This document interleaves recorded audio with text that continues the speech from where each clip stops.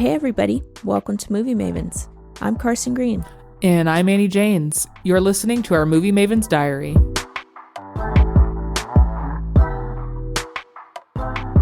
Oh my god, Annie, what have you been watching?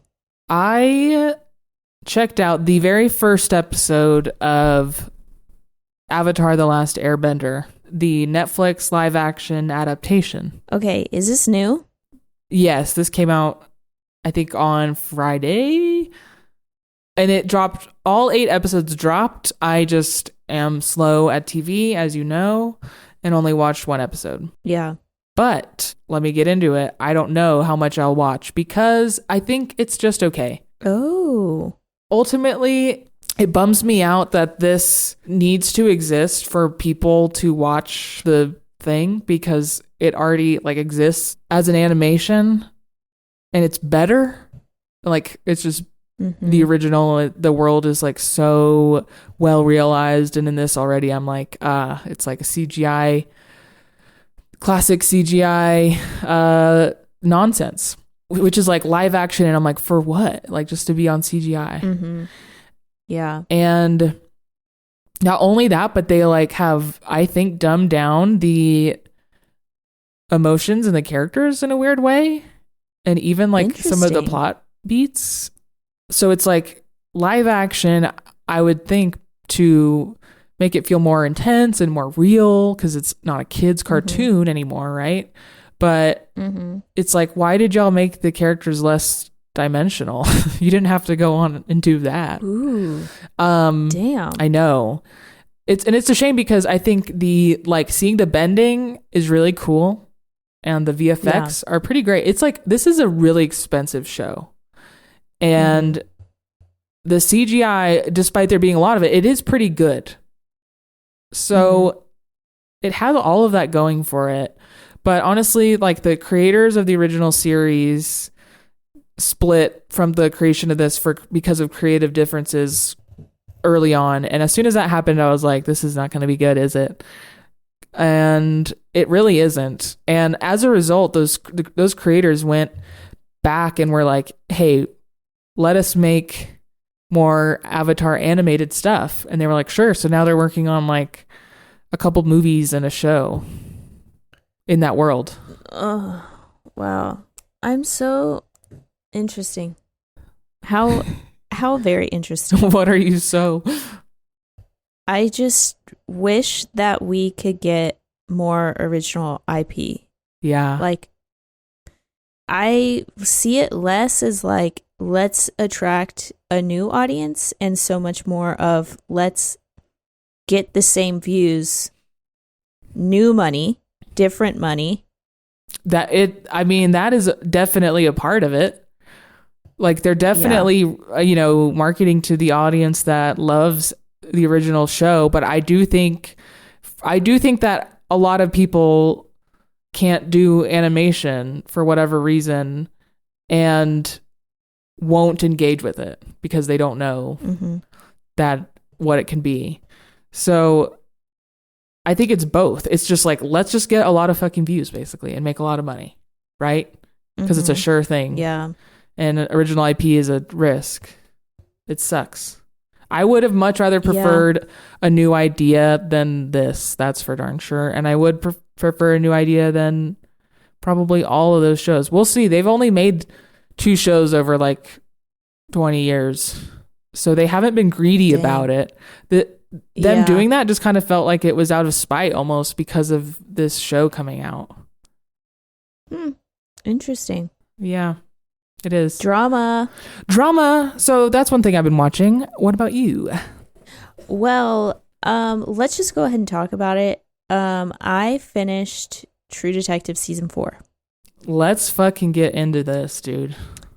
Okay, so number 1 off the dome, let me just say that this was not the most entertaining season of television I've ever seen. Yeah. Unfortunately, there was so much about this season that was not as tight as I would want it to be, and also just kind of dull. Maybe dull is the word. We spend so much time on some things that we don't need to spend that much time on. And then we spend so little time on things that need way more of it. Yeah. Yeah, but I will say though, I said this as soon as I started watching it. I was like, this is an insane idea. And I really hope that it finishes strong, because it is a very out there idea and it's so easy to fall flat. But I will say I did like the ending. I liked how it wrapped up. Wow. I think I did not like the finale. That was my issue with it. I think like I was in for the ride. Like it got that going for it. But really it was the promise of that. What's this crazy setup going to be? Like you said. And while I think it was exciting to see, like, you know what I did like about it was the group collection of women that were involved. Me too, yeah. That was the coolest part of it, I thought, for sure. What I didn't like was like just the ice caves of it all, and where the ice caves were was so funny, considering they were like hunting around for cartographers basically to like fucking point this shit out to them on a map. Yeah. And it was just there. I don't know. Maybe that they were going for like a under your noses the whole time vibe, but I felt like the show didn't really respect the mystery, and it was more interested in talking about the characters, except like the characters were kind of unlikable, and I don't think that any had a really exciting arc, like fulfilling arc as a viewer. No, I don't think so either. I am going to piggyback off what you said about it being just a large group of women. Obviously, I'm down for that. Love that. Them being Inuit women from Alaska and like wanting to hold on to and tell their story as their land is actively being colonized. I rock with that. I love that we got to see that on literally fucking HBO. Like, more of that, please. I want and need to see stories like that, with women's stories, but also minority stories. And, of course it's a fiction, but like we got deep into some lore, which was really, I don't know, that's exciting to me. That's enticing. I hate that it was wrapped up with cops. But like, hey, I'll take what I can get. This show was apparently just supposed to be called Night Country, and it was not a True Detective thing. Written by Issa Lopez, I think is her name. And I think HBO was like, what if it was True Detective? Or probably like, the only way we're gonna make this is if it's also True Detective. So talk about original idea. It's like she made one and they still were like, nope. Yeah. Slap the old idea on it, would you? I think it probably like wouldn't have gotten the popularity that it has gotten. Like it's gotten so much, and the viewership has increased with every episode, which means that people are talking about it. I gotta say, I don't know. I think that the opening episode and the finale are the two strongest for me. Everything in between was just like, hurry up. I agree. First episode was my favorite, probably, I think. But I don't remember the rest. I would not recommend this. Yeah. I mean, I would recommend it to anyone who is interested in seeing native stories on screen. Right on. All right. What else have you watched? I watched almost all of Carol and the End of the World. This is an animated Carol. Did you say who? Yeah. Her? This is an animated limited series on Netflix. It's 10 episodes. And it's starring, I don't ever remember her name, and I don't know that like we're really on a name basis with her. Oh, okay. as far as we, the general public. But she has that really, really, really monotone voice. And like so much so that any character she plays has the monotone voice. Martha Kelly, is this ringing a bell? No. She was in Marriage Story as the woman that like came over to check on Adam Driver. I have pushed that out of my mind. Oh, okay. Okay. She might look familiar. If you don't know her, that's a fun thing to discover because she's like a really funny character actress. Okay. So anyways, Carol and the End of the World. It's definitely not for everyone, and not a ton of people have seen this show. But those that have, like the critics online, the people that have seen this online, they seem to have loved it. But for me, it's just like way too dry and too small and too quiet. Okay. And that is the main character, and it's probably the point, but yet like the story really has not given me anything. Like, it's a very cool premise. So the premise is that there is like a planet or a meteor or something crashing into the Earth that is headed for Earth, and it's going to destroy everybody and everything. But it's because it's like taking so long to get there, it's going to take like 1 year or something. And so we are seeing the results of that. Seems like an interesting premise. Like, okay, everyone knows they have exactly 1 year to live. What is the world like? Yeah. But our main character, Carol, is played by this actress that, if you knew her, it would make a lot of sense. She's just like so flat of a person. And what does she do? She does nothing. She like wants to go to the laundromat, and she wants to go to Applebee's, and she wants to work and clean her apartment and do nothing. And then she finds this office that's like in full swing, and she's like, what is this place? Because everywhere else is like abandoned, because everyone's just like skydiving or having orgies or whatever it is they're having.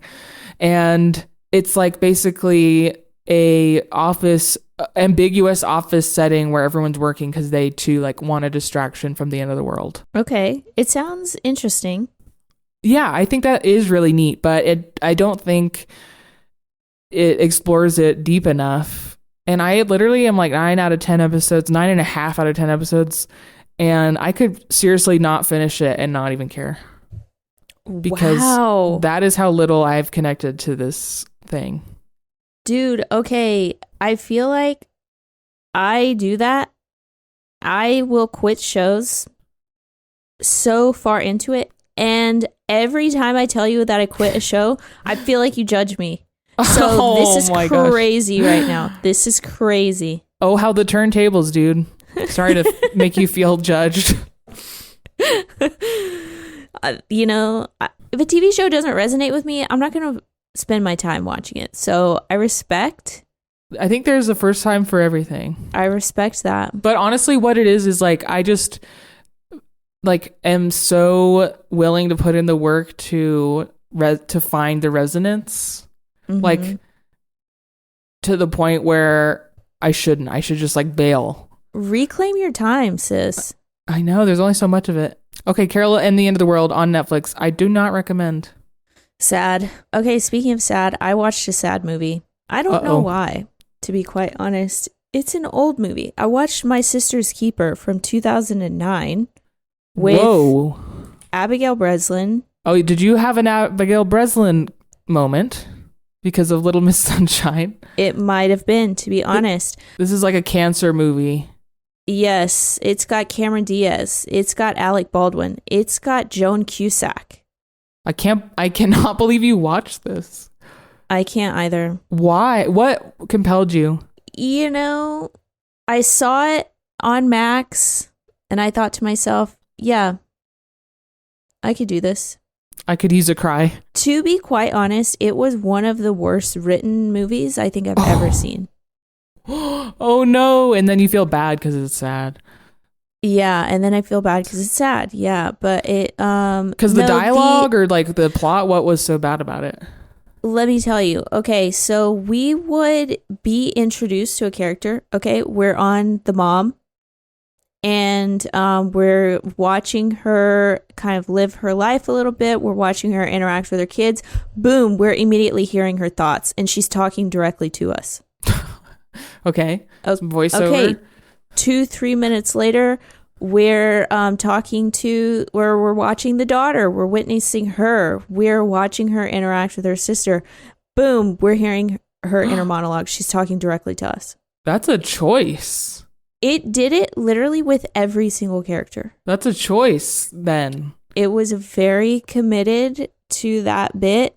No, I did not rock with that. Let me tell you though what I walked away from this movie with. I like the premise. The premise is really interesting. It's about this daughter who was born literally and specifically like she was born out of a test tube in order to become her sister, who has like various illnesses and cancers, to then like give her a lot of her body to help her sister live. So like think bone marrow, think new kidney, think blood cells. And the way that the movie sets it up is like the parents deliberately made that choice. They had a conversation with their doctor over their sick child, and the doctor said, you know what you could do is just have another child and we can create it in a lab to where it'll be genetically equivalent to the daughter that is sick. So we can guarantee that she will be the compatible who we need her to be. Yeah. Mm-hmm. Wow. So, and then the movie is about her suing her parents to gain medical emancipation from them because she doesn't want to be her sister's keeper anymore. She wants bodily autonomy. This is crazy. Okay, I see why you watch this now. I thought that this was a different movie. I thought it was just like, sister has cancer, that sucks. Like, that's it. We go into the courtroom, bro. We are in there for a long time. Alec Baldwin plays the attorney. Okay. And he is so good, dude. I was so mad at how much I enjoyed his performance. I was like, go off, Alec. Yes. Win this. Nail her. Fuck yeah. Let's go. The man's got talent. I was getting upset with myself. I was like, that's enough, Carson. We don't stand Alec Baldwin. And we don't. You're like, get over it. To yourself. No, but he was so good, man. The rest of I will say though, Cameron Diaz, very bad. I can understand why she quit acting. She was not a good actress. Every time I see her in a movie, I'm like, I can't watch that movie. I think we romanticized her because she was hot in the 90s. Yeah. Best thing she ever did was Shrek. Yeah. Okay, last thoughts here. I went to Abigail Breslin's Instagram, and she is fully a Zionist. Whoa. Yeah, that was quite interesting to witness and learn. So not only do we not stand Alec Baldwin, we also don't stand Abigail Breslin, unfortunately. Academy Award nominee. That's crazy. Okay, well, there's one more thing I wanted to touch on. Okay, go on. Which is Love is Blind season 6. Oh, you got caught, bro. I'm back in the saddle again, baby. I can't stay away. This season is great so far. I've seen 3 episodes, and it just feels like we're back to the basics here. We got love triangles. We got, I don't know, people making mistakes, people falling in love. It does have some ickiness of that. It takes place in northern North Carolina, I think, or south. I think north. And so a lot of people are like weird and conservative and like really religious, and that is like always a little freaky to see that still exists in people under 30. I'm not really reminded of that where I live and where you live, probably. Yeah, icky. No, I don't know those people. It's kind of like a sad, like, wait, no, I thought we weren't going to do that. So anyways, that's there, but that's mild. And there's some really basic women and really basic men that people are just fighting over. And it's entertaining me all the way. Talk about show you can listen to.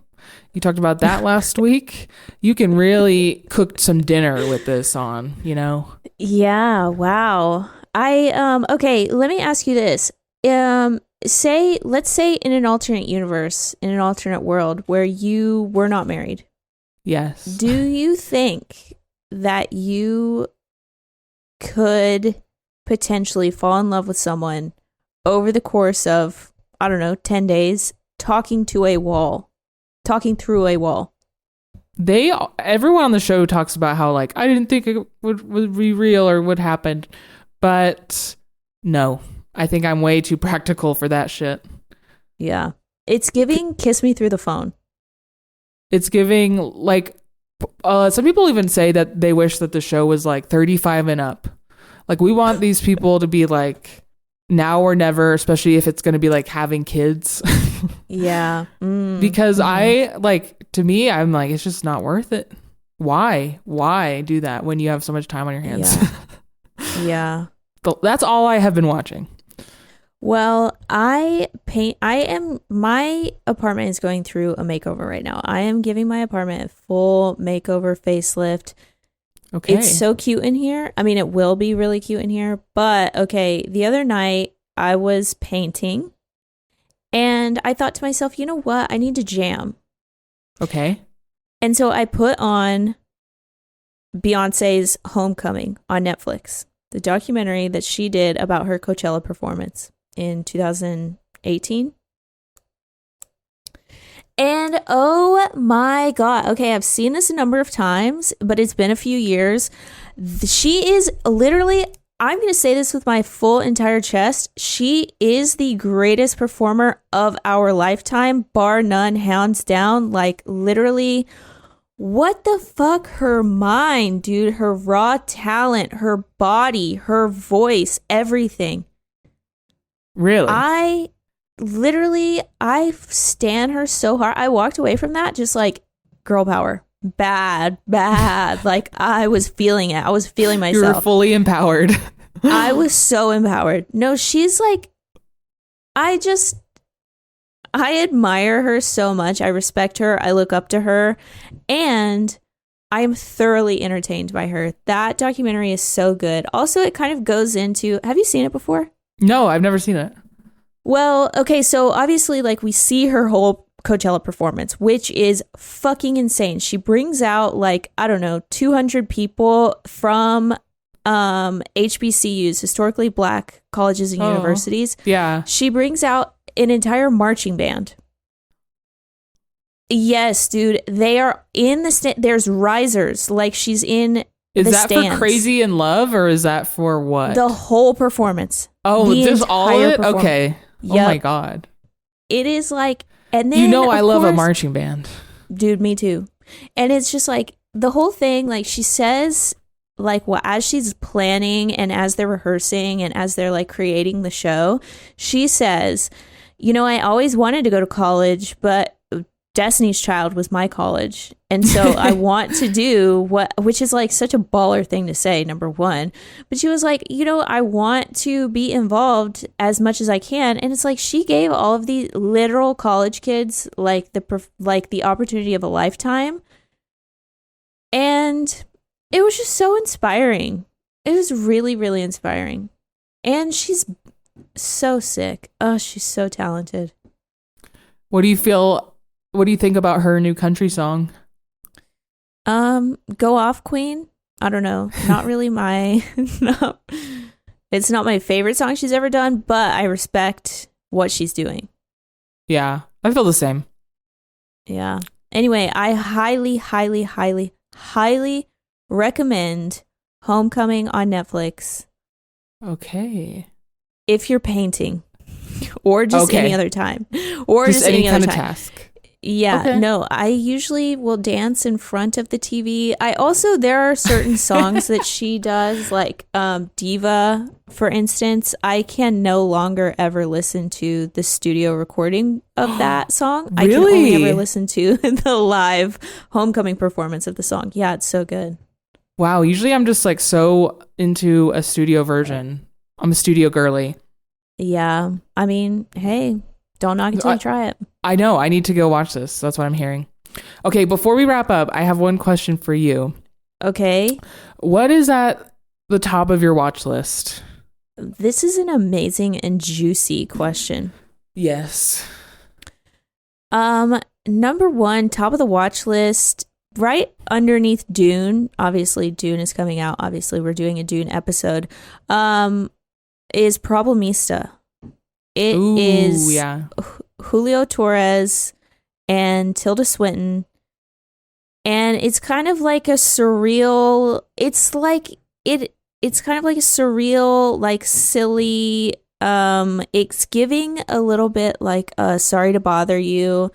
Like there's some futurism happening, but it looks so funny, dude. It looks fucking hilarious, and I need a good laugh.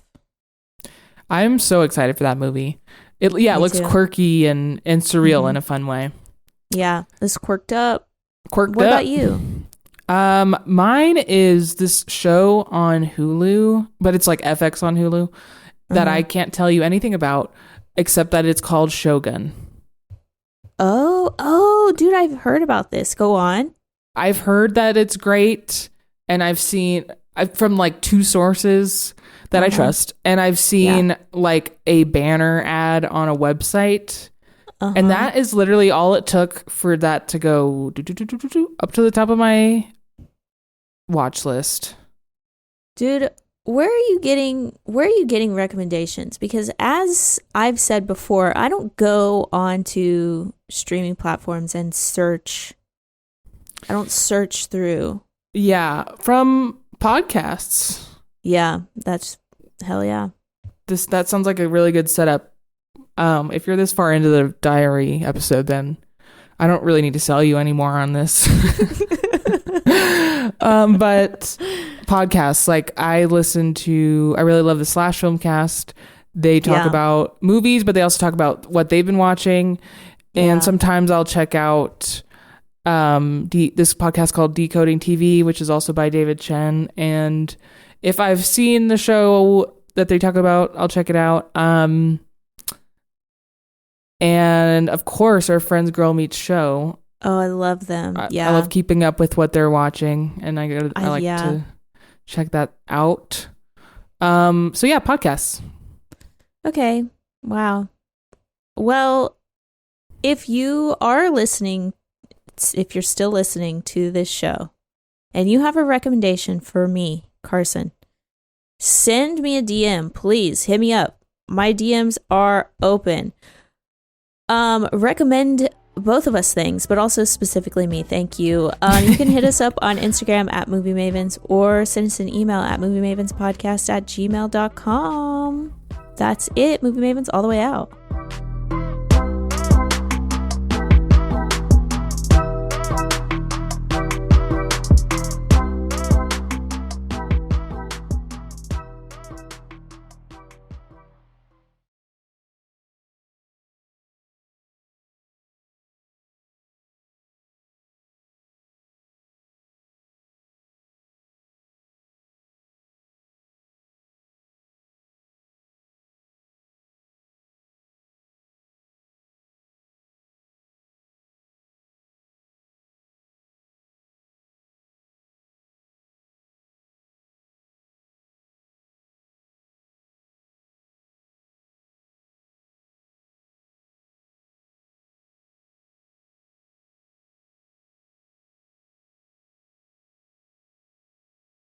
We got a court case on our hands.